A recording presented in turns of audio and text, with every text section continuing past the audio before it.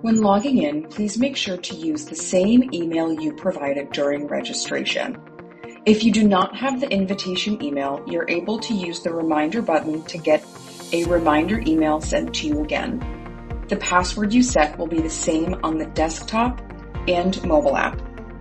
When you first log in, you will be presented with a few questions that help add information and details to your profile.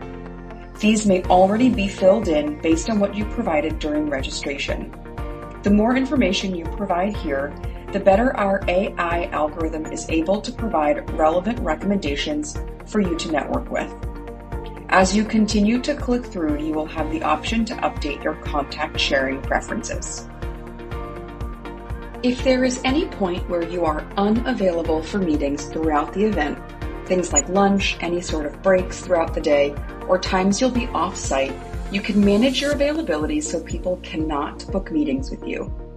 Click on Manage My Availability for either blanket availability for an entire day, or click the pen icon on the right side to edit your availability in blocks of time when you will not be available.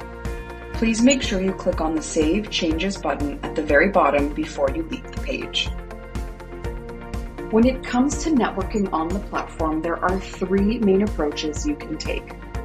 If you know exactly who you're looking for, first and foremost, you're able to search for them by name or profile traits and features in the top bar of the platform.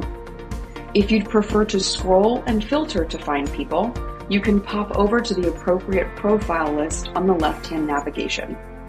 From here, you can use the filters in the top part of the platform to drill down and get a bit more granular about who you're looking for. You can also let our platform provide networking recommendations directly to you. Our AI engine will recommend people for you using an intelligent matching algorithm based on the details you provided during registration and the initial onboarding, combined with the complementary fields that attendees have provided. The more detail you provide the engine, the better our recommendations. This section will regularly populate with fresh recommendations, making it a really effective way to network and connect throughout the event. You'll receive batches of 10 profiles to act on by either showing interest, booking a meeting, or skipping. These particular actions you'll be able to take from the recommendations page or from any of the lists of profiles you browse through. You can also review networking actions you have taken. Interested in You is where you'll find anyone who has shown interest in your profile specifically. My Interested list are the profiles you have shown interest in, and my Skip list are any profiles you have said no thanks to. You can always undo these actions.